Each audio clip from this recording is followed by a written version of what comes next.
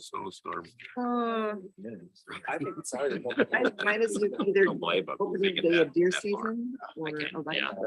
Okay, we'll begin. Again, the public is invited to view remotely. It is live stream, so if you're on, welcome. The rest of us are here. We'll call the meeting to order and rise for the pledge.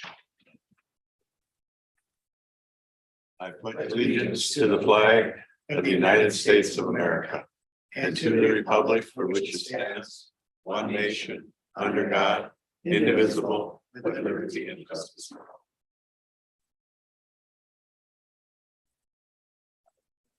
Okay. Public forum, and I know we have at least one person here for public forum. You're up.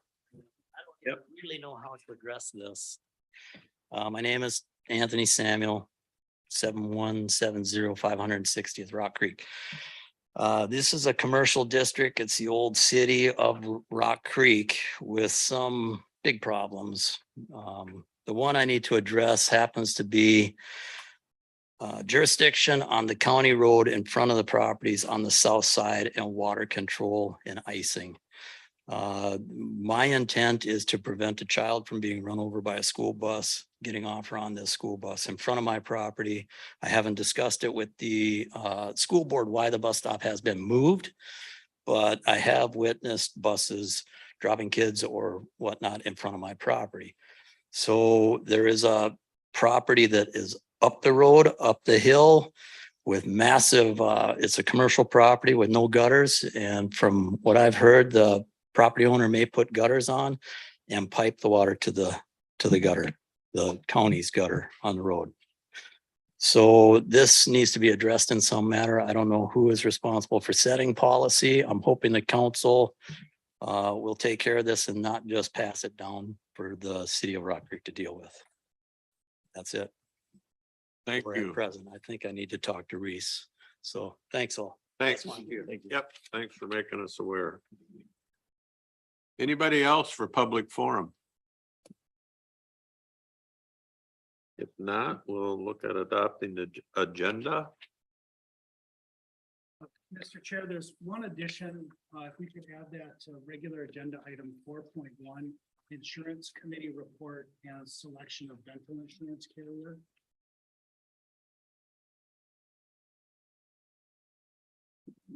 And I have one, we're gonna put that at 1A. We're gonna call that a personnel recognition. I'll move. Thank you. A second. Thank you. Any discussion? If not, all in favor, say aye. Aye. Opposed? Looking for approval of the minutes of September 20th, 2022 regular county board meeting and summary for publication. I'll make that motion. Second. Motion by Lovegren, seconded by Moore. Any discussion? If not, all in favor, say aye. Aye. Opposed? Minutes of boards, reports and correspondence, the Pine County Surveyor Monthly Report for September of 2022. Chemical Health Coalition minutes of September 12th, 2022, and the Pine County Zoning Board minutes of August 25th, 2022. I'll move that. I'll second it. Motion by Moore, seconded by Lovegren. Any discussion? If not, all in favor, say aye. Aye. Anybody opposed? We'll move on to the consent agenda. We've had that in front of you for several days. Anybody has any questions? I'll move the consent agenda. I'll second. That JJ? Oh, man. Matt. Motion by Ludwig or Lovegren, second by Ludwig. Any discussion? If not, all in favor, say aye. Aye. Opposed? We'll move on to the regular agenda, which is a probation recognition in support of the Garden Reserve. Good morning, Mr. Chair, members of the board. My name is Amber Chase and I have worked for the probation department for the past 11 years. Prior to this employment, I served as an intern in our department. And my entire career here in Pine County, I have served in the Minnesota Air National Guard with the 133rd Airlift Wing until this month. I officially retired. And I am here today to convey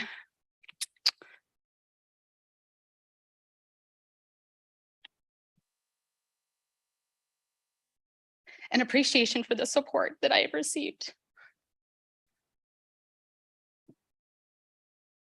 And I don't mean as it relates to statutory requirements that we all are very aware of. It's because of the people. I am here today to recognize the probation department that I've received support from my director, my supervisor, and particularly my coworkers. I have served under 2 directors that have both taken the opportunity to come out to the airlift wing and see what the wing's mission is all about, and particularly what I do. I don't fly planes. That's the common question that Mr. Frederickson is probably very aware of. If you're in the Air Force, do you surf plane? Do you fly planes? No, I don't. Terry has always encouraged my military development. Kevin trusts that my work is taken care of when I am gone and knows it by my 5 a.m. emails. My coworkers, well, they are the people who are executing and providing the support in my absence. As we know in our field, there are times when things need to be dealt with, and it is not the most opportune times. Actually, it feels like that most of the time. However, in the midst of our chaotic schedules, the reason I have been able to dedicate my years of service is because I have the support of my coworkers. I don't have to worry about things when I am gone. We refer to this in my household as the we, not the me. My growth and development did not come on my own accord. I would never have been able to do that on my own. But through the support and the mentorship of those I work with, I wanted to come here today, and I will be presenting the department each with a military coin. And for those who maybe do not know, military coins are symbols of commitment and morale. And it represents a person's dedication and service in the armed forces and instilling pride. And so today, it is my token of appreciation and thanks to my department. I appreciate you taking the time to listen. Thank you. Thank you. Thank you. And congratulations on everything.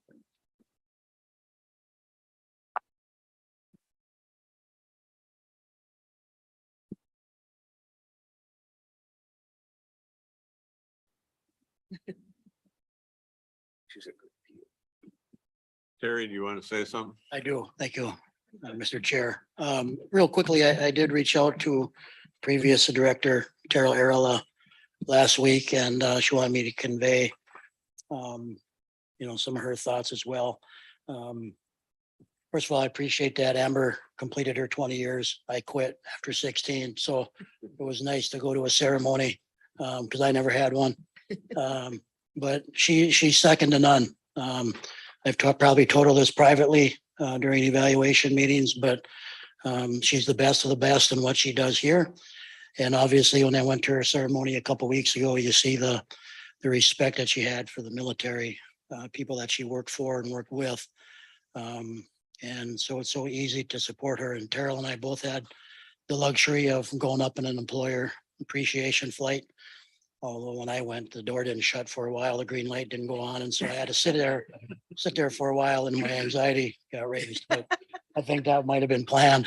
But no, and it's great. And as she said about her coworkers and the supervisor, Kevin, they are the backbone of the department, and allow her to do all that stuff. And she's super humble. She didn't tell you that. She also was recalled in support of the aftermath of the George Floyd stuff down in Minneapolis. And so Amber's done a lot in her 20-year career, but I'm hopeful that she's sticks around our department for a lot longer because she's that valuable. So, but thank you to the board for being so supportive of our employees as well. So thank you.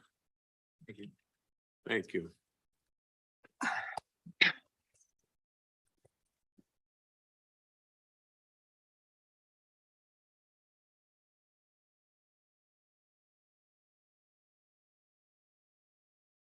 You don't get to go yet, Amber, because I haven't spoken yet.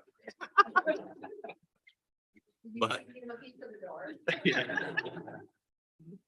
you should, I know you're proud of your accomplishment, and 20 years is a pretty cool thing. And the best part I've enjoyed now the last 10 years, I put in more than 20 years. And when my wife and I go to Pensacola for the winter time, and I drive up to the front gate and I give my retiree card, and the guy goes, "Have a good day, First Sergeant." It still makes me smile. And I wish I would have done this for my coworkers, because what you just said is absolutely the truth. The work still goes on. Somebody has to pick up the pieces. And all you people sitting here are the people that had to say, "That's all right, Amber, we got you covered, we got your back." So you could go do your duty to the state and to the federal and to the nation. So we appreciate everybody here for what they've done through Amber's career. And just thanks very much. That's a commitment. It's so thanks a lot. And we're not done yet with recognition, because we have a letter or a plaque here for David Minke. For 10 years, putting up with us.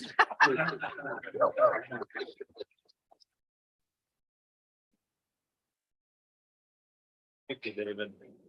It's been our pleasure to have you here. Some of us have been around for the whole time, so we appreciate what you've done for us. Have to give an award for that. Yeah.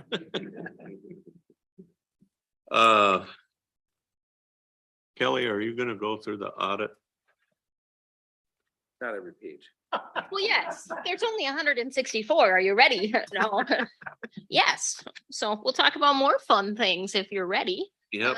I have a PowerPoint presentation, and so as I told Dave last week, I would like to go through all 164 pages because it's fun for me, but it might not be fun for you guys. So we'll go over some of the highlights and kind of distill down the things that impact what we do every day. Okay, all right, I'll be patient.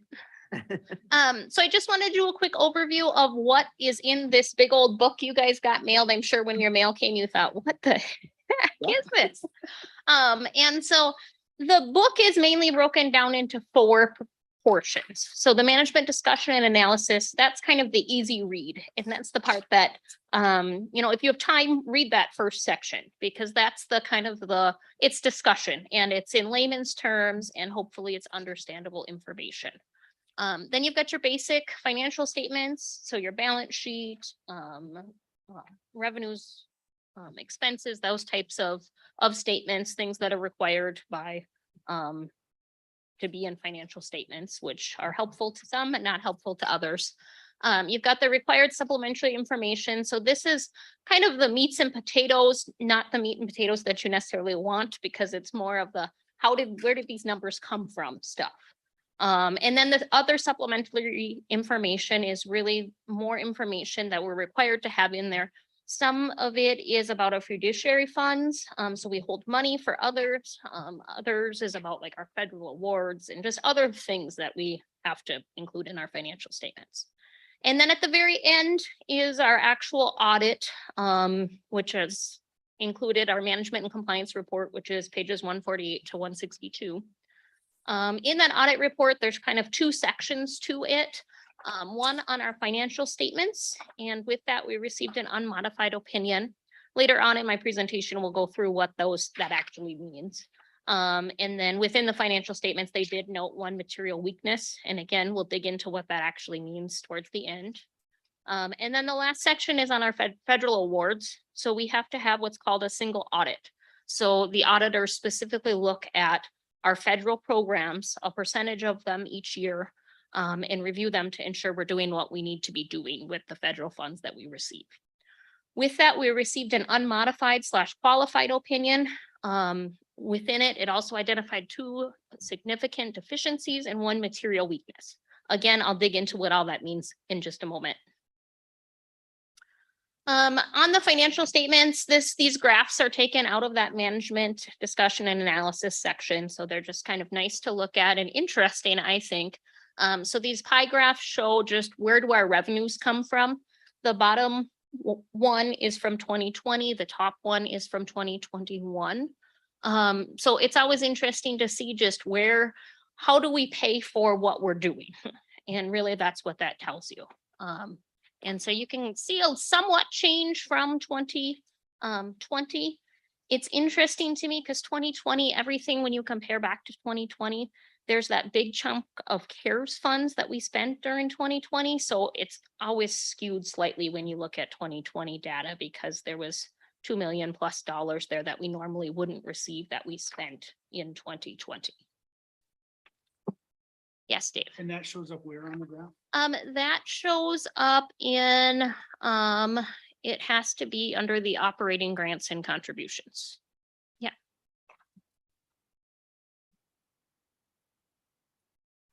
Expenses, this is a little bit busier of a slide, but this shows where does our money go? And so as we've always talked, a big chunk of our money goes to kind of the big 3. It goes to public safety, highways, and human services. Those are kind of the big 3. It's as you look around again, 2020 versus 2021, public safety, very stable. Highways and streets up some, but highways, again, that's always so dependent on projects. So we don't ever, when you see a big jump like that, it's never super exciting in my mind anyways. In 2020 to 2021, one thing I wanted to point out is 2020, you see a 4% for economic development. It's kind of that dark gray area in the top. And then in 2021, you see it go down to 1%. And that might go, but now we actually have a economic development director. How could that go down? But that again is related to that CARES Act funds. We made those grants out to businesses that were classified as economic development in 2020. And so that's why that's a bigger number in 2020 than 2021 when we actually have a person doing it. So why would that have been considered economic development in that part of the grants isn't on here, is it? Right, because this is expenditures. Okay. Yep. Okay. And so all of those like CARES Act expenditures and ARPA expenditures, we have to classify into one of these categories. Okay, And so when we do business grants, we put it under economic development, thank you. which is not something, business grants isn't something we normally do, but in 2020 we did. Budget to actuals. So this slide makes me very happy. The far column there shows you the difference between expenditures. The budget to actual show every single one of our major funds was underspent. Yes, the general fund only by $28,000, but really that's good, accurate budgeting. That means we're not asking the taxpayers for more funds than we need. Road and bridge had kind of a significant excess. However, again, that's so very tied to projects. And so it's just a matter of, did a project get done? Did that final contract payment get made? Those types of things. And health and human services had even a bigger surplus at the end of the year, or less expenditures than budget.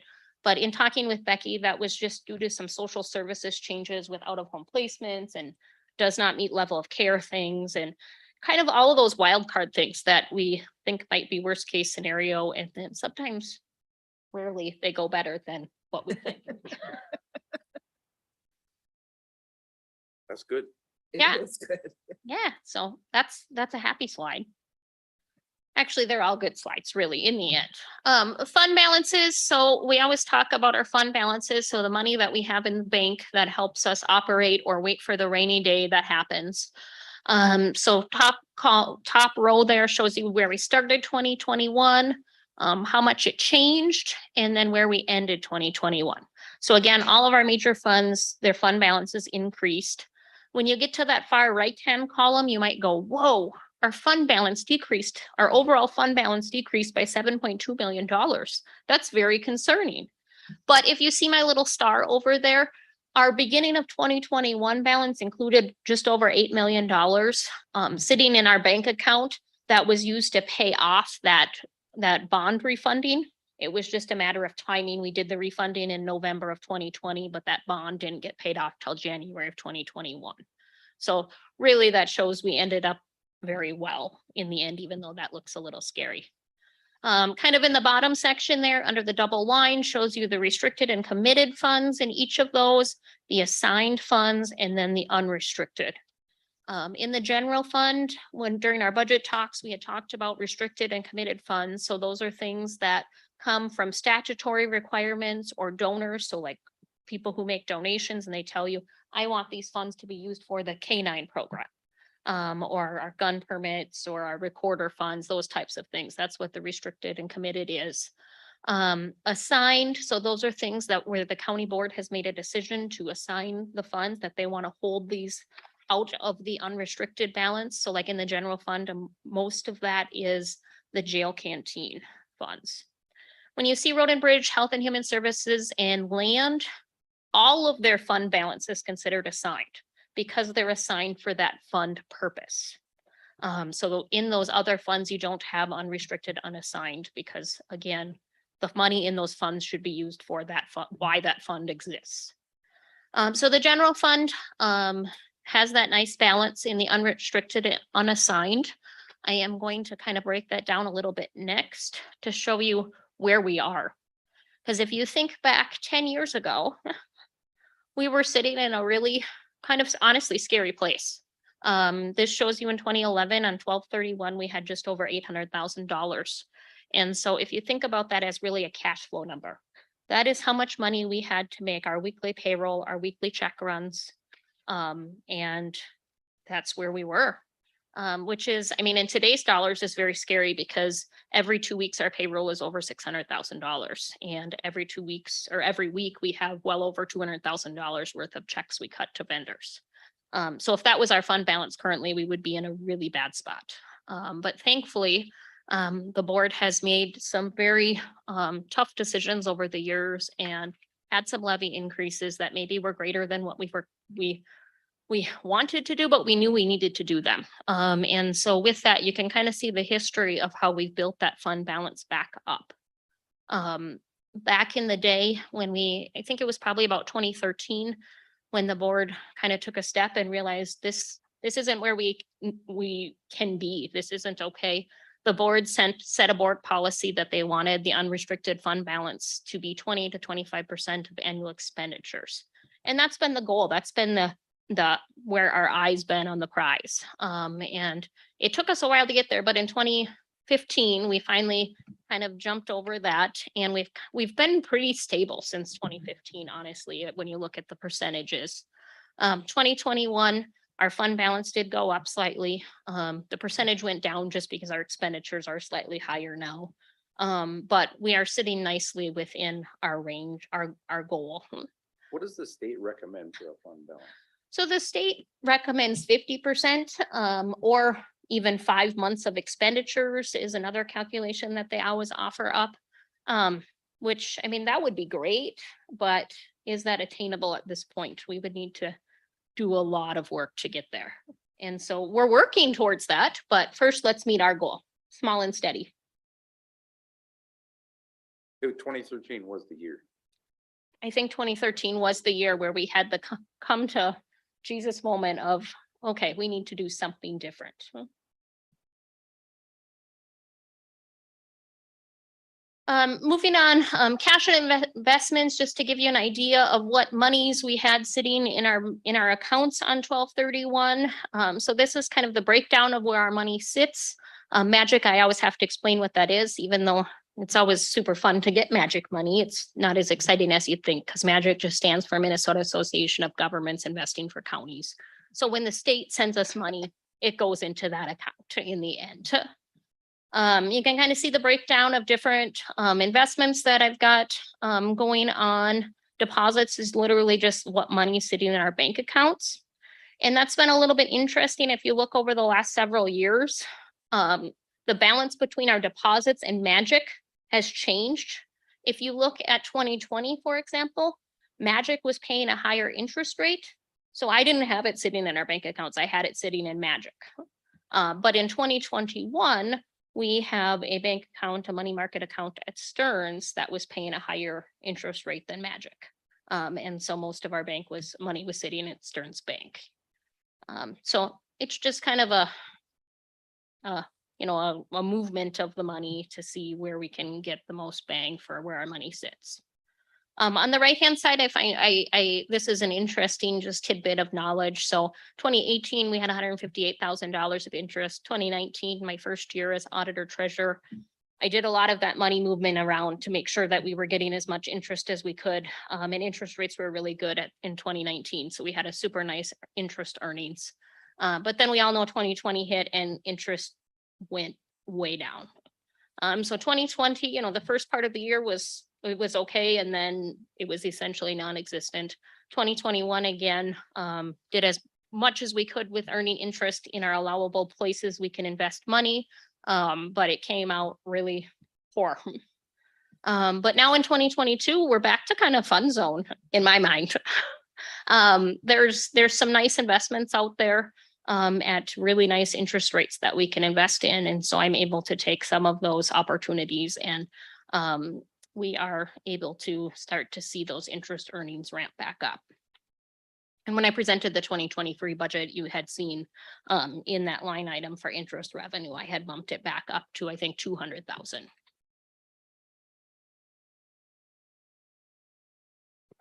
Debt. So we have those 3 bonds that we pay on. My table just shows beginning balance, current balance. So the current balance is after the payments that we have made in 2022, but the financial statements have that balance as of 12/31/2021. And so hovering right around that $20 million mark. A year ago, I was thinking once we got to the point of being able to refund that 2015 jail bond, that was going to be a great idea, but now our interest rates would probably be worse than that. And so at this point, I think we're probably going to end up riding those bonds out that we have, but that's okay. Those years are coming before we know it when they'll be paid off. The 2 big ones in 2031. I know Dave had asked in 2031, what do those payments look like? And we make 2 payments on the bonds each year, one that's due February 1st and one that's due August 1st. The February 1st one is principal and interest. The August 1st one is interest only. So in 2031, we only make that February 1st payment. So in 2031, we already get quite a bit of relief from those debt payments because you don't have that second interest payment in August. And kind of as you can see, my list of what the payments have been historically and their amounts of interest, again, that interest that we're paying because the balances are going down are decreasing, and the amount of principal we're paying is going up. Overall, the way our bonds are structured, it's so that the payments are pretty darn level. All right, on to the audit findings and discussion. So again, this is kind of a snippet of that first page of the actual audit. So it tells you on the financial statements, they issued an unmodified opinion. They did find 1 material weakness, but there's no significant deficiencies. I'm sure you're wondering, what is a material weakness? And so that is that there is an actual misstatement of numbers. And we're going to talk about that in a minute of what this misstatement is that they're hanging their hat on. No significant deficiencies though. Under the federal awards, again, we have a material weakness, which is essentially the exact same material weakness we have in the first one. So there's a misstatement of numbers, an actual misstatement of numbers. And then there was a significant deficiencies identified. And that significant deficiency is the definition of it. The textbook definition is there could be a misstatement, but we can't identify it or it's not material, but there's something missing. And so again, we'll talk about that. So when we get to the type of audit opinion for the federal awards, they issued an unmodified opinion except for with our COVID dollars. Then they issued a qualified opinion. Again, we're going to dig into all of this right now. On audit opinions, again, like I said, we received an unmodified opinion on both the financial statements and the federal award. So the unmodified opinion is everything's good to go. It looks great, the green light. Then you get over into the actual other types of opinions. You get a modified opinion, and then that modified opinion is broken down into different levels. So like I said, on the federal awards, we got an unmodified opinion on everything, except for on the ARPA funds, we got a qualified opinion. And what that means is that in general, everything's fair and fairly representative, but there is a specific issue we want to call attention to. We're going to talk about those specific issues now. On the financial statements, the material weakness. So again, the material weakness is usually if you see that, your alarm bells should somewhat go up and go, oh, they had numbers wrong. This is bad. And I don't want to underplay it, but honestly, this is a little frustrating to me because in our ARPA dollars, as you all know, in July of 2021, we entered a contract with Pine Tech to provide some services with our ARPA funds. Part of that contract, we were to pay them $224,000 upon entering the contract in July of 2021. And so we did that and we went on with our lives. They did their services. They gave us a report towards the fall of how things were going. You guys have attended graduations. Life was good.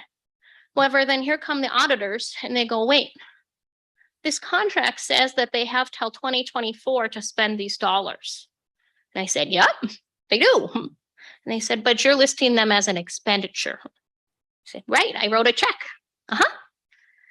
And they said, no, it's not an expenditure. It's a prepaid expense. You should not be classifying it as an expenditure because they did not spend all the funds. You did not want them to spend all the funds in 2021. You wanted them to spread it out. So you need to contact Pine Tech and find out how much of those dollars they actually spent. So I contact Pine Tech, find out, okay, of the 224,000, they spent almost $50,000 of it. But that means I reported $224,000 of expenditures, and really I should have only reported $50,000 of expenditures. Then you'd have to keep it on the books, right? Right, which is how it should have been done in audit world and in financial statement world. It's something that I had never thought of, honestly. We think we enter, like we pay, for example, software that have maintenance agreements that go from July 1st of 2022 to June 30th of 2023. So like on our books, yep, we always allocate that out of how much is for 2022, how much is a prepaid for next year, like that's a normal thing. But with this, that was not something that ever entered our minds, that we should be contacting Pine Tech after the year and finding out how much they actually spent. It was a check that I wrote. They were dealing with it. I was done. But according to the auditors, we're not done. So why is that? Because they're not gonna do a report to the feds for the ARPA funds. You are, right? And you did a one-time payment. I'm trying to understand why it matters. Right, because I did a one-time payment. However, that money is not spent. So then you would have to they'd have to report how much they spent each year to you. Right. And so if you look at my corrective action plan, so whenever we have audit findings, we have to do a corrective action plan and tell them how we're gonna fix this. So my corrective action plan is that at the end of the year, we will be contacting each vendor, which at this point, it's only Pine Tech, and requesting how much have you actually spent of the money we sent you?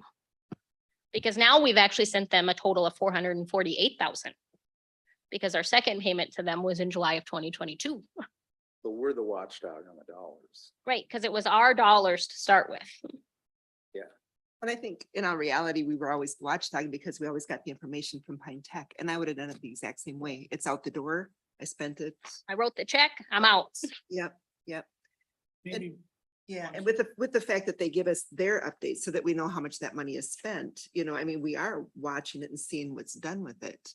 But to report it differently, yeah, I would have done the same thing, Kelly. And I was just gonna add that this is a very nuanced use of the funds because other organizations like Lakes and Pines, you'll recall that we funded a rehab program that all of those funds were not spent by the end of the year, but this provision does not apply. Because we're doing that on a reimbursement basis. So like Lakes and Pines, we committed 600 and some $1,000s to them. However, we didn't just send them the money. Each time they have an expense, they send us an invoice. Is that the right way to do it? Is that the way they want you to do it? When you say they, are you saying the auditors? Auditors or the government? So No, are you this- supposed to have a bill each time and then just, The way that we do it is fine. It just creates a lot more monitoring requirements that we have to do and different reporting requirements that we have to do. that's because we're responsible for those government dollars going out. Right, And a one-time check isn't enough if it's not spent in that gap. right. That's all it is. to me. Mhm. So would it have been better to do it the other way and to just give them the money when they requested it so that we get interest? Sorry. Well, back when we entered the contract, I was receiving like 0.05% interest. So I was like, send yeah. the money away. Now when I'm getting over 4%, I'm like, let's keep all that money we can keep. It's probably easier to do it this way. And then Kelly just needs to make a once a year Right, phone call over. communication to determine what's unspent versus Yeah. issuing multiple Well, payments throughout the year. Yeah, and the way the Pine Tech is structured, so like Lakes and Pines, we knew, okay, there's gonna be 20 projects, that's it. But with Pine Tech, there's so many different moving parts that we've got going with them. I can't imagine them sending me an invoice every time they had spent some money. When you think about it, you know, we're giving money for books and stuff too. So this student just bought $500 Right. worth of books. So now we- Kelly, here's an invoice for Yeah, and then $500, 3 like weeks that'd be later, terrible. here's their other 500. Yeah. Right. So they're satisfied with that. Yep, they're satisfied with my corrective action plan, and so we will be reporting a lot of things as prepaid expenses now with regards to Pine Tech. And I pre-warned them, they're gonna hear from me each January. I'm gonna need that number. All right, so that was the financial statements, federal programs. So again, they review all our federal programs. They review what, I think it's 40% of the dollars we spend of federal dollars. And so in looking at that this year, they looked at our MA and then our ARPA.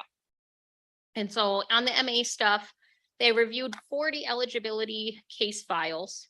When they did that, they found 4 of those files were missing the reapplications. So that's not the initial application. That's not the income verification. That's just literally the application, the reapplication. And so those are significant deficiencies. So that's not meaning like we spent anybody got any money they shouldn't have gotten. That's just that there is something that wasn't done that should have been done. And that's not saying it wasn't done at all. It was absolutely done. It's just that it wasn't in the file when it was needed. For the applications, did they exist? Or did they just go off the first one? Was there a reapplication? Oh, it was a re- Yeah, so the initial applications were all there. It was just the renewal that was missing. And, you know, some of it's with filing system things, and I know Becky's team is working with Ryan on some updates with that and things. So again, it's not that any dollars went out that shouldn't have gone out, but it's just one of those procedural things. Okay. So with that, we have to do a corrective action plan again because they had a finding. So with that, the supervisor and a designated financial worker will monthly review one file to ensure compliance and standard documentation is all there. I think above that, they're again working with IT on some different filing system things, and hopefully this will go away in the future. The next significant deficiency, so again, not a misstatement of numbers, it's just that something should have been done that wasn't. So for federal funds, when you spend more than $25,000 with a single vendor, you're supposed to go on to their sam.gov and make sure that vendor is not suspended or disbarred. Those two vendors that we spent more than $25,000 for with in 2021 were Pine Tech and Lakes and Pines. Both of which, yep, I will freely admit, I didn't go check. Both of them receive federal funds on a regular basis. Like if it was some random weird organization we were working with, yeah, absolutely. But I never even thought to go look. So anyways, I mean, again, they receive federal funds very regularly. So going forward, all federal contracts, when we enter them, rather than me actually having to go out and do that check, we're just going to add a clause that requires that whoever's entering the contract self-certifies that they're eligible to receive federal funds. One line will add to the contract and this will go away.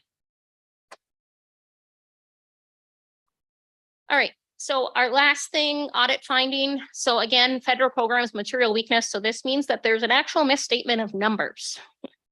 And again, this ties back to Pine Tech. So with the federal ARPA funds, I had to file an annual report that told them how much money we spent. And on the ARPA report for Pine Tech, Kelly writes that we spent $224,000 because I wrote a check for that. Well, no, because again, Pine Tech didn't spend that much money. They only spent about $50,000. I should have listed only that $50,000 under spent, and then the rest of it I should have listed under obligated. So yes, there was a misstatement of numbers between the obligated column and the spent column. But it's really just, I mean, in the end, in my mind, it's kind of a wash. Anyways, so again, my corrective action plan moving forward, all prepaid expenses will be categorized on the annual report as obligated and not expended. So, None of them were big problems. yeah, I mean, to me, when you look at, they spent $173,000 wrong, but it's like, well, no, really, it was just in the wrong bucket in the audit world. I mean, that's really all it is. All right, that's the end of my actual prepared presentation. Dave had kind of posed an interesting question to me of if you were on the outside looking at this report or hearing this presentation, what would your takeaways be on Pine County, on the finances? And I thought about that. I thought about Karen, the auditor, the head auditor's comments that she said in our exit interview. And I really think it comes down to, I think I would have the oversight that, there's a great leadership in the board, in the department heads. There's been a lot of work that's been done over the years to make sure that the county is headed in a good, healthy direction. And so it's a place to be, and it's a place that we should all be proud of. Mr. Chair. Yeah. So, we ask questions? Yes. So I was reading through it when you sent it out. Oh, good job. And Or I you couldn't noticed that sleep. I noticed that they, looks like they asked you a question about the OEBs and the PR. So what were they looking at there? What kind of pressure did you feel on that? Oh, nothing. So every single year we have to report like our para calculations and our other post-employment benefits. And so like we have a consultant that does all those calculations for us because they are very in-depth. And so when you start to look throughout like the other required supplementary information and things, you'll So see. some of- PRA did that. Do they put something in? No, they don't do it. We have to hire someone to do it.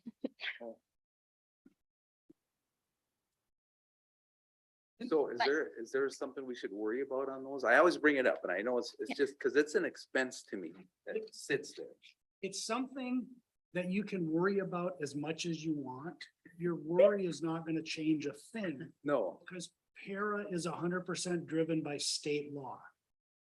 And so it's one of those, and there were some GASB changes a few years ago, and when I say a few. think I 27, lose track, it was like a decade ago. That changed how this was accounted for, that makes it look, I want to say makes it look worse than it is, because you as a county board are not on the hook for any deficit that might show. Is that fair, Kelly? Yes. Okay, yeah, cause I remember that happening. I don't know when it Yeah. was. I said, yeah, so it's always this little thing in my head. Right, so it really changed, I think it was 2016 or 2017, and it really changed how that portion of our financial statements look, but in the end, it doesn't change. And there's nothing we're gonna do, huh? It makes, to me, it makes it look like we are in charge of everybody's retirement plan. Yeah, And that we are writing a retirement check out to Matt Ludwig because he used to work here, I know, and it's but like, we're not. no. That you contributed money. This organization contributed money into a fund with your name on it, and now you draw off that pension plan. And the county doesn't contribute anymore after you retire. I'm to not that so worried plan. about that one as I am I know it's not a big number. It's like the vacation and accruals that are happening. Right, That one we will be on the hook for. Right, those vacation and sick days and all of that stuff, when employees leave, yes, they've got specific language of what happens to those. I guess the good news is they don't all happen at once, and so they're manageable as they happen. but that is a good point, Matt, because I believe as we were having that discussion 10 or so years ago, one of the reasons why we wanted to make sure we had a bigger number in our reserve was to take care of some of those issues. I mean, other than meeting payroll every 2 weeks, we have other expenses that come up like that. We have to be able, we're obligated to pay those. Thank you. Good job, Kelly. Thank you. Good job. Thank you. I believe, we need a motion on Yes. this. We I'll do move it. need a motion to accept move it. this report. I'll second it. A motion by Ludwig, seconded by Lovegren. Is there any discussion or any more questions? If not, all in favor, say aye. Aye. Opposed? Okay, manufacturing month resolution. Leslie, you gonna give us a presentation? Good morning. Leslie Sauter, your Economic Development Coordinator. And I have in front of you a resolution proclaiming October 2022 Manufacturing Month. We did this last year. We'll probably keep doing this until we don't celebrate something like this, which I can't foresee in the near future. We are working this year with DACA, ATSCOT, Advanced Design Systems, and Pine Technical and Community College to give tours to high school students to show them, kind of cool that you can go to college for free here and get some skills and stay here and work in these really cool facilities. Last year's tour was really eye-opening. Part of the Manufacturing Month tours, and the idea behind it is to show kids not only that they can get good paying jobs where they live, but also that manufacturing is no longer like a dirty, low-tech job. It's really cool, some of the machines they have in the facilities, and the things that they create. So it's, each of our manufacturers here in town does something unique and different, and those pieces, those parts go off somewhere else to make something bigger. I mean, I think there's black box parts that get manufactured here. There's furnaces. I mean, it's medical equipment. It's really interesting and neat to see what's going on. So yeah. And the other idea behind Manufacturing Month celebrations is also to show that these are really good paying jobs. You don't have to go hundreds of thousands of dollars into debt to get a college degree, and you can still make a really livable wage. So some of our manufacturing jobs here in Pine County are pretty high paying on the scale of what jobs we do offer. In previous reports to you have told you that retail and service is one of our largest employers. It's also some of our lower wages. Manufacturing sits up there, anywhere within the top 5 for jobs and their pay. So uniquely, last year they added 27 jobs. Doesn't sound like a lot, but it is. And like I mentioned earlier, bringing these high school students to these facilities helps fill some of those jobs, because everyone is struggling to fill jobs right now. So any questions, comments? We need a motion for this. Move. I'll second. Got a motion by Lovegren, seconded by Moore. Any questions or discussion? I have discussion, but Yeah. it's not related to this, so I don't know when to ask. Well, ask now. But it's related to manufacturing. Yeah, We did like an Easy Box loan or something. So what's the status of that whole thing? Was there a payback? should we time or vote, was it a should we workout vote loan? on this first Can I and then? Yeah. Sorry, yep. Okay. Any discussion of this motion? If not, all in favor say aye. Aye. Opposed? No, that's a good question. Yeah, they Nancy's paid it got back. the answer. Yeah, so what's going on with them? I'm not sure specifically. Once they paid it back, I don't get invited to those meetings anymore. Are they operating here? No, they are not in Pine County. Yeah, and so, Mr. Chair, Mr. Ludwig. Yep. So one of the conditions of the loan that we did, and our loan was pretty small, was it $10,000? Our loan was a very small piece of the pie. One of our conditions was they had to remain with their principal operation in Pine County. They moved out of Pine County, so we recalled our loan. They paid back our loan. And so since that time, we have not had much interaction with them. And just to clarify, the entrepreneur fund assumed our portion of the loan and paid us, added it to theirs. So Okay. I just wanted to Okay, clarify yeah. that. Yes, there's a whole technical level of, we actually purchased a certificate of participation from the entrepreneur fund. Yes, Thank you. yes, thank you. Okay. That'll move us on to scheduling a special meeting of the committee of the whole. Mr. Chair, members of the board, just trying to get a date for a committee of the whole meeting and then some suggested topics that we can cover. And it would be a special meeting, and so we can only discuss those topics that are on the agenda. And so there's just some wishy-washy language to allow us to make the agenda up until we would have to post it, if you're wondering why it's written. But proposing to have an extension, U of M extension update, community health update, economic development and broadband update, and then whatever else seems to bubble up between now and December, if December 13th works. It works for me. Anything works when it's that far away, but Right? let's go ahead and You need a motion for that? I don't think we need a. If you Yeah, want, you can. I can- I think by consensus. Okay. here, we'll go with it. And then we'll do an insurance committee update.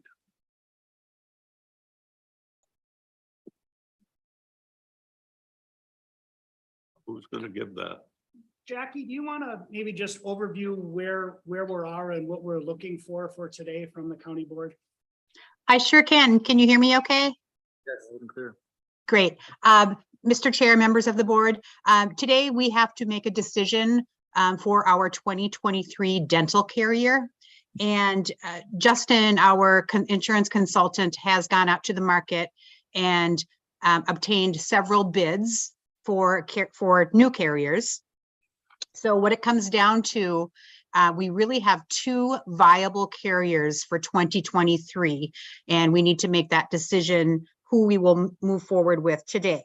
So our first option is to remain with our current carrier, who is the Guardian, and that would entails a 12% rate increase, and those rates are guaranteed for 12 months.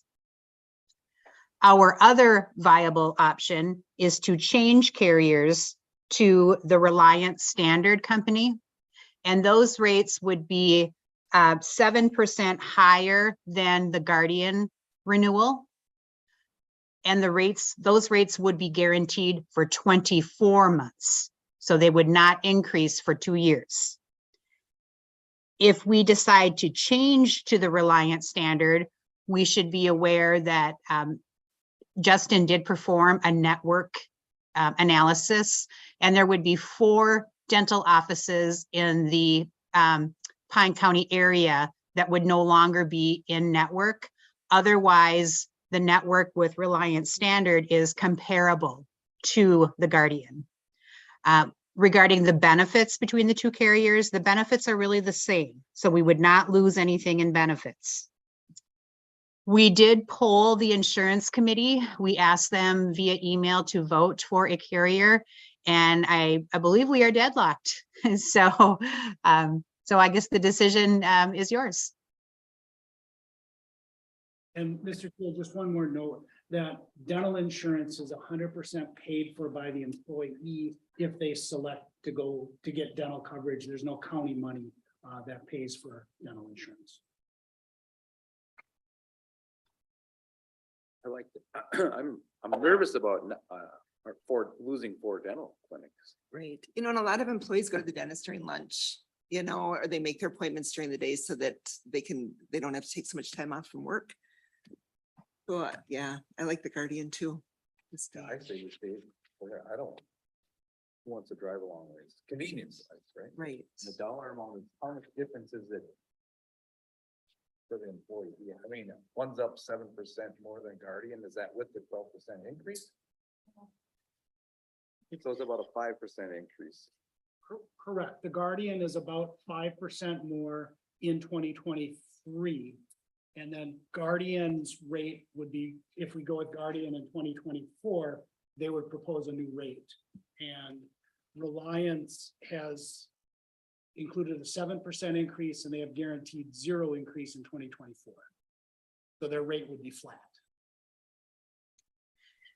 In looking at how much it would cost an employee, I looked at just for a single plan. The Guardian would be going up if we chose to stay with Guardian goes up $3.09 a month for a single plan, or single coverage on the low plan. For the high plan with Guardian, which has a little bit more benefit, that's going up $6. Family side, it would be $11 for the low plan and $17 a month for the family plan. And that's with the Guardian.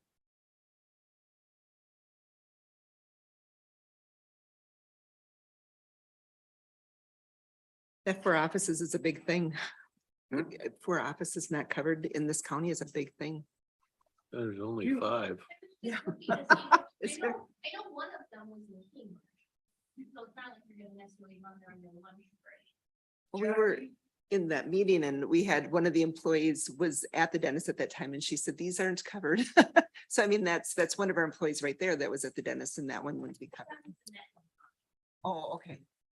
And this is one of those deals where it's all have to be this, can't have 2 plans, right? It's all our thing. The network analysis was based on dentists who were in network versus out of network. We don't know how many employees may go to those 4 dentists that are out of network. Is that correct, Jackie? Correct.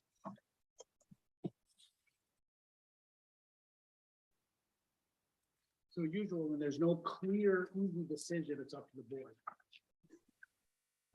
I don't know if I have enough information, but I feel like we got to stay where we're at. It's a tie with the employee survey. Right. And 2 didn't care or something. You want to make that a motion? Because I am not following this at all. I don't have dental I insurance. say we stay with Guardian. The county, because of so- the network, yeah. I'll second that motion.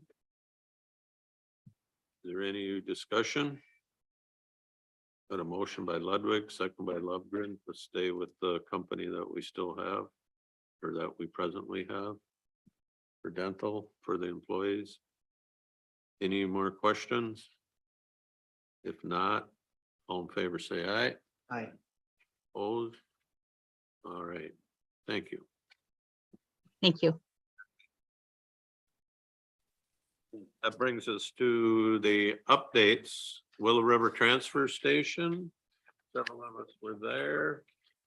Awesome facility. Yes. And I'm, every time I've stopped there, I'm always kind of blown away by the amount of traffic that comes through there. And, I think when Johnny Plajek, who was, kind of the guy in charge of the putting the building together or building the building, said it, I never would have believed it unless I was here a lot, that how many people come and go to this place. I think Yeah, that was he pretty- commented on how hard it was to get work done if they were there on a. Right. Oh, I think part of the fun thing was you'd see the guy coming in with the truck and trailer and then you'd see the little side by side coming in with their garbage and, Right. you know, just the usage was cool. Oh, Okay, Arrowhead County, did anybody get there? I did. All right, I forgot my notes, but I remember some flying off the top of my head. County roundtables are probably the biggest thing. As far as we're low for our levy. Everybody else was higher than they thought they were gonna be, but it's all preliminary.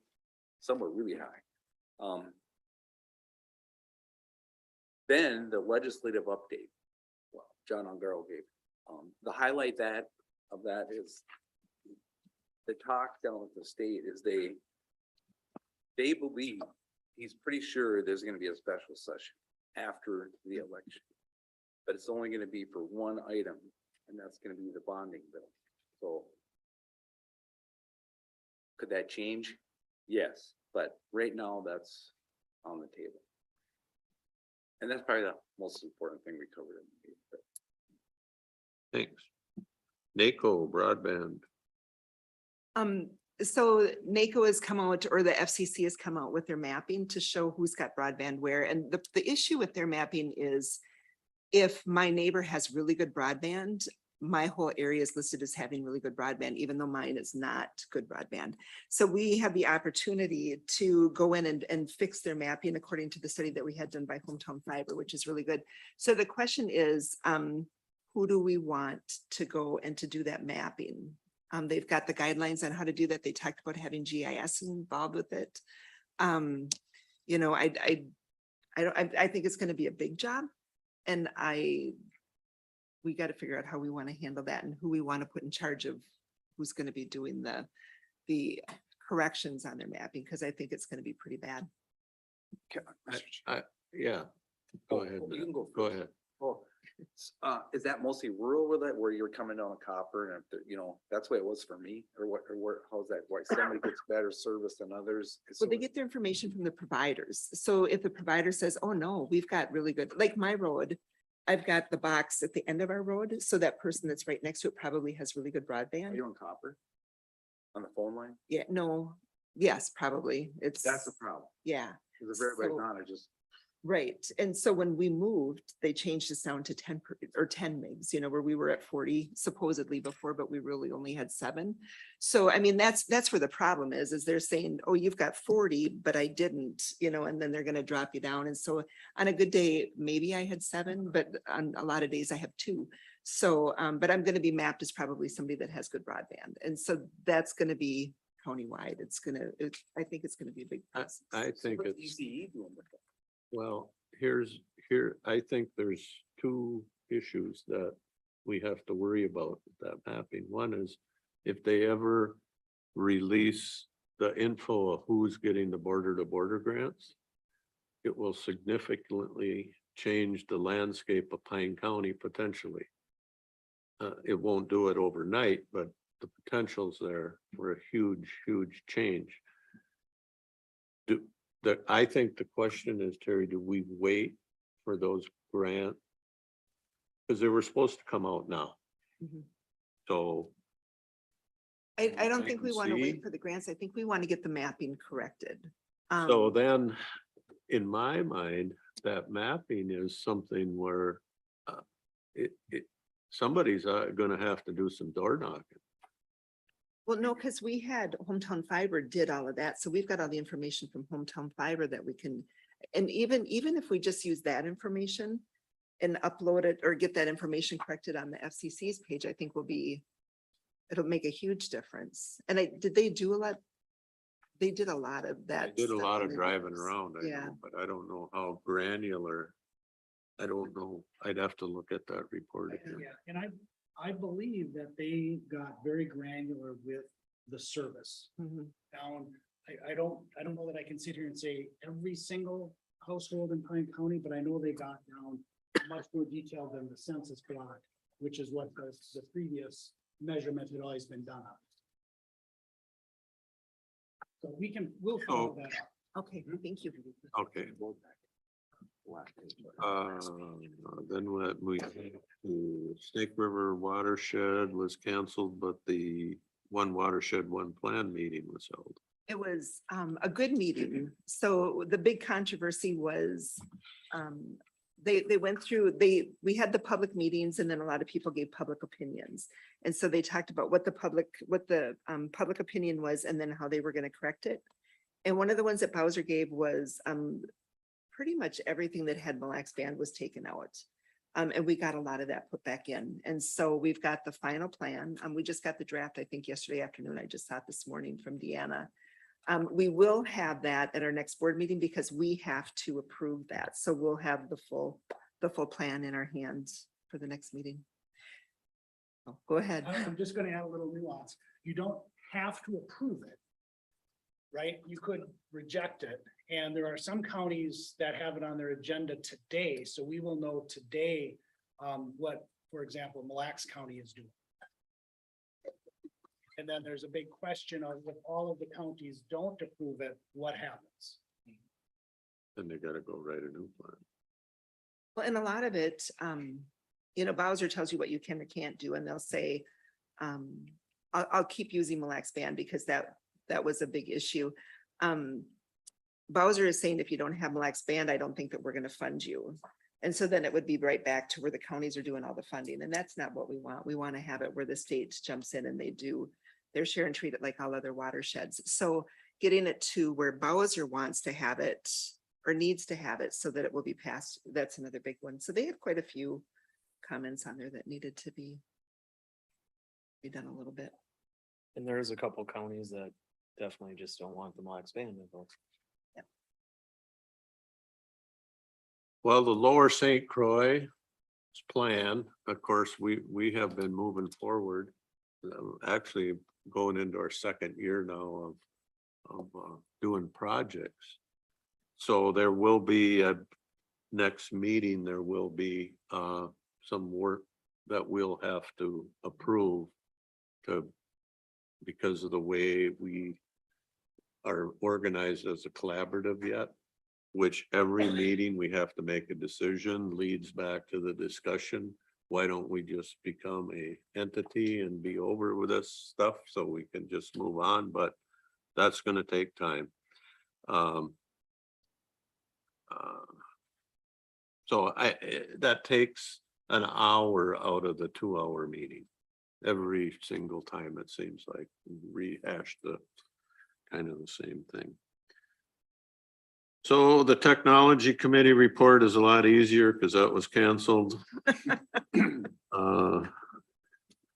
The NACP CHIPS Act implementation call, that's hard to say. Yeah. It was a little different than I thought it was going to be. So it was part of the NACO call for the TNT committee. And what it was really about was the chips or the semiconductors. And the fact that right now they're all being made overseas and there's a shortage and we're not getting them. And so there is a ton of money being put out, $50 billion by the federal government to implement having semiconductors built within our country. And one of the things that they talked about, which I'm excited for tomorrow, is I don't know if it'll happen. I look at our county and I think, can we really do this? But in reality, yes, we can. Technical colleges are going to be given a really good look at for doing this and for promoting it and getting their students more technology classes to get this working so that we can start making our own semiconductors and our own things so that we can have our technology that we need to have and not rely on having something from overseas that might be damaged. I don't know the word to use for it, but yeah. Thank you. Mhm. NLX was canceled. St. Croix River Ed District Forum. Terry and I went there and we're part of receiving an award for our being good neighbors to education for our college initiative. Of course, the board chair forgot the award. I didn't even look at it. It's nice, but it's on this, it's right under the stack of stuff that I brought for today's meeting. But The thing that I thought was really interesting about that was a bring it next time. Education is talking about what they need for funding and all of that. And we talk a lot about how the state drops the ball and they say, you have to do this. We're going to mandate that you do this, but, and we're going to pay you this much money, but they only give you this much money. Well, here's the We're used to education that. department. Yeah, but here's the school saying that the federal government is saying we're going to mandate this and we're going to pay you this much, but we only give you this much. So I mean, they're going through the same thing, but Exactly. theirs is the federal government that they're Exact dealing same with on thing. that. And the state government has also put mandates on them that they don't Yeah. fully fund. It was a good night. Yeah, they are. Pine County Housing and Redevelopment Authority, Economic Development, EDA. You want to take that? Yeah, I can. Where did I just set it right here?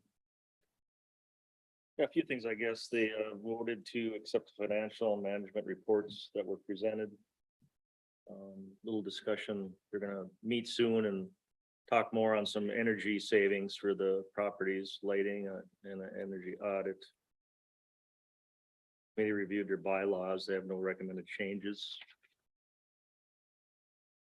Everything else seems pretty much business as usual, wasn't it? Would you think? Anything you want to add? No, other than we have our brainstorming meeting coming up October or 26th. Yes. And so the HRA EDA will have the regular meeting starting at 1 o'clock. Our goal is to get that done within 20-30 minutes. And then have time to meet with the county board to do a strategic planning discussion. And then I might just also add, they did approve their annual budget for 2023. Yeah, I think we Uh, could, yeah. Oh, I'm sorry, I missed that. The budget does have a $36,000 surplus, so that's good. That was one of the things that with changing management companies, we weren't really sure what the bottom line would look like, but that's been good news with the work that we've seen as far as the financials.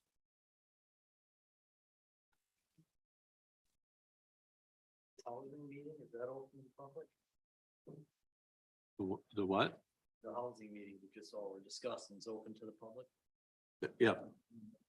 Yep, the housing, yep. Central Minnesota EMS Joint Powers Board.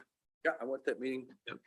It was actually, we got done like pretty quick, but there's a new EMSRB director.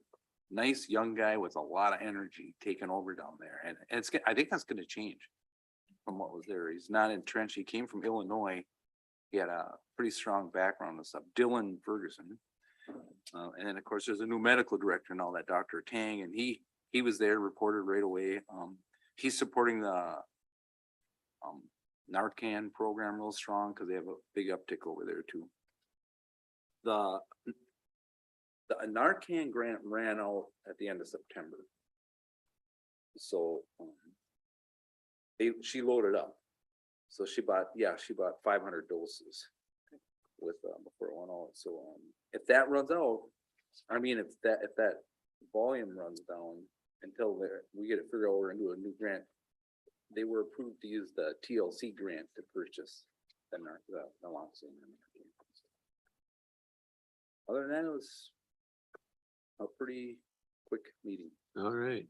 Soil and Water. They had a special meeting. I just got the minutes here. There's 2 resignations. And that was it. Like technicians? Yeah, one would be the seasonal forester. And then Grace Guyette's position. So there's vacancies. All right. Lakes and Pines had their annual meeting last night and I attended. A local plumber, Chad Svigney, him and his wife own a company called TCAM Plumbing, and they won I think the humanitarian award for Lakes and Pines because of their willingness to just go work on these people's houses. And I talked to Chad afterwards. I don't know if you know Chad, but he's a wonderful young guy. And he said, I got a lot of stories. and you go, he said, I feel guilty getting this award because so many people get an award for, they do everything for nothing and they kind of pay me to do some of this stuff. And, but he said, you know, you go to somebody's house that they don't have hot water, some elderly widowed lady, then, and so you figure out how to get a hot water heater stuffed in their utility room, and you don't have this, or they don't, you know, running water, or things like that is what he's really doing. And he's, people from Lakes and Pines said he's just willing to go dig in and get people back in a living condition. And so that, he lives just south of town, a mile and a half. Great guy. Must be a your age or so, isn't he? Guys? Okay. But the other thing at the meeting is Don Lindquist. If you remember, Don was on the board for 25 years and he's been retired for at least 20, if not more. But Don gave me advice probably 16 years ago. And that was pay attention to what's going on at Lakes and Pines. I said, why is that, Don? Because there is a lot of money available for people in Pine County that need it, that are not as privileged as you and I. And I'll never forget that. And so I have paid attention, and all these committee meetings that we get assigned to, sometimes it's a pain to get to them. But if you're not there, that money is going to get spent. And if you're not there once in a while to raise your hand and say, hey, how come Pine County's not getting any of that housing money? Hey, how come Pine County isn't getting any of that money to help fix somebody's well? We're not going to get it. So pay attention. I get what he was saying now.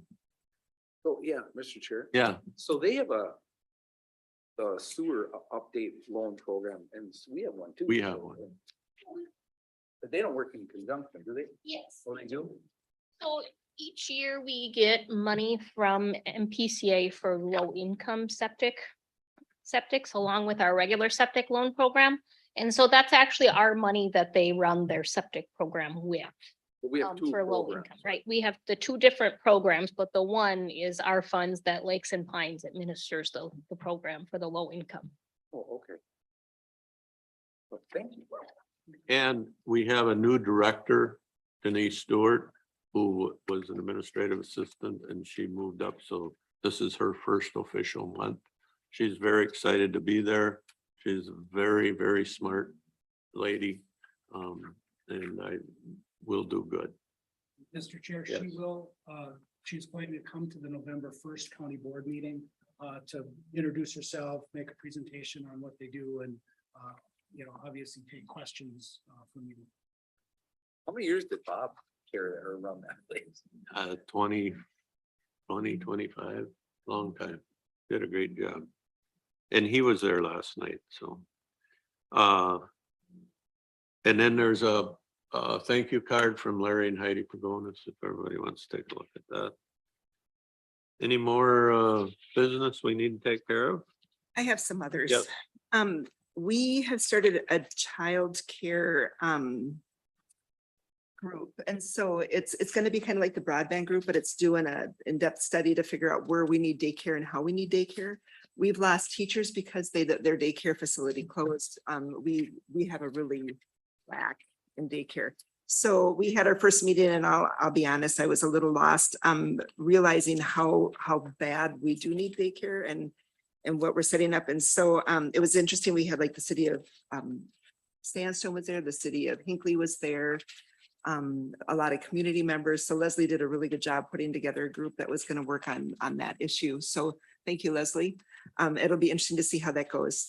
I met with Sam yesterday from Human Services, or last Friday.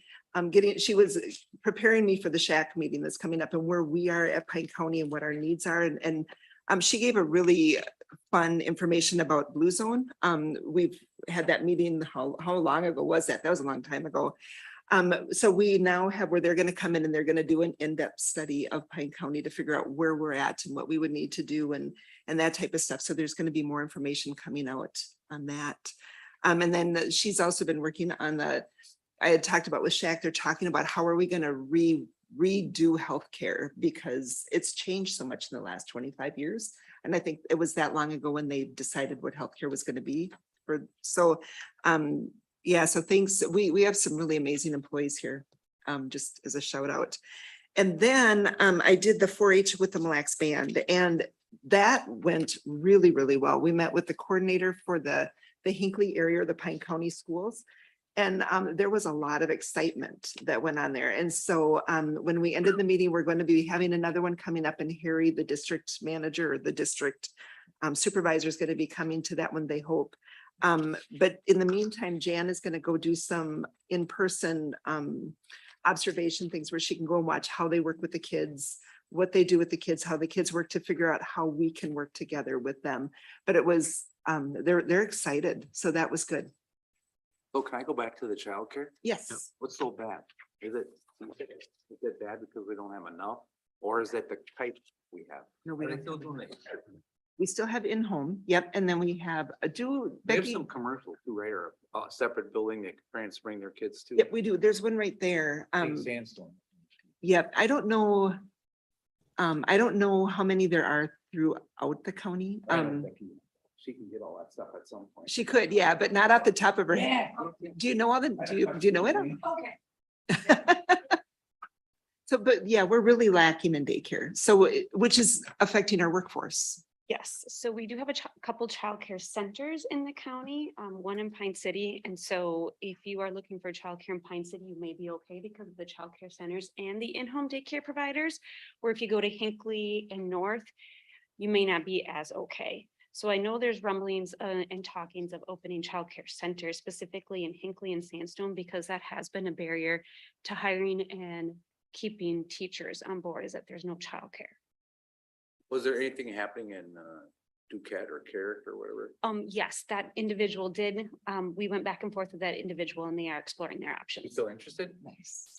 Yes, but it may take some work. Oh, sure.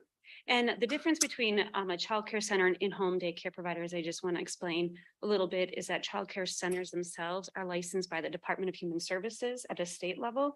And then our local county licensor licenses the in-home daycare providers, Oh. So you have nothing to do with, not the big childcare centers. so they send somebody up to check on? them? So, and we know that Becky has one at Nemadji. They have the daycare center there when we did the tour. Thank you. So, yeah. Yep, we were talking with the city of Hinckley. They've got the big community room there or the big community center that's really not used anymore. They used to use it. The school would rent it and have their gym classes or their basketball or whatever there. And that's not used anymore. And so Kyle has said that he would be willing to look into redoing that so that they could have a childcare center there. So I mean, we have options that are jumping up, which is exciting.